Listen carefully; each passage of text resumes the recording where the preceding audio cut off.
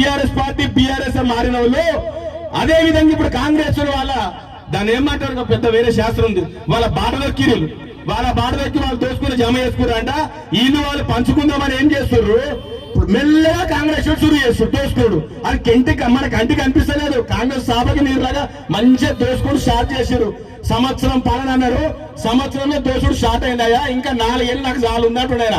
మంచిగా రేవంత్ రెడ్డి చెప్తుండు, ప్రజలు నాకు 5 ఏళ్ళు ఇచ్చారు, ఒక్క సంవత్సరం ఏంటంట, ఇంకా 4 ఏళ్ళు నేను కూడా కేసీఆర్ మించి దోసుకుంటా, ఎవరికి వదిలిపెట్టామని చెప్తున్నాడు మంచిగా రేవంత్ రెడ్డి సాబ్. అందుకే మేము ఏం చెప్తాం, రేవంత్ సాబ్ నువ్వు దోసుకున్నా కేసీఆర్ దోసుకున్నా అన్ని కక్కిస్తాం.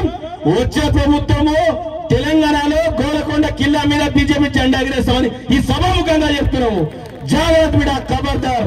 రాబోయే రోజుల్లో బీజేపీ ప్రభుత్వం ప్రజలందరూ రెడీగా ఉన్నారు. ఎప్పుడెప్పుడు ఎలక్షన్ వస్తుందా మన ఈవీఎం బటన్లు వస్తుందే కమలం భూమి మీద కిర్రమని మూడు మౌతుంది బిడ్డ. ఇది పక్క రాబోయే రోజులలో మనమే గవర్నమెంట్ ఫామ్ చేస్తున్నాము. ప్రతి ఒక్క బీజేపీ కార్యకర్త ఒక 100 మంది సమానం మన బీజేపీ కార్యకర్త. అది ఎవరైనా సరే, ఏ కార్యకర్తకి ఇంత పెద్ద గౌరవం లేదు. అది మన బీజేపీ కార్యకర్తకు ఉన్న గౌరవం ఏ పార్టీలో లేదు.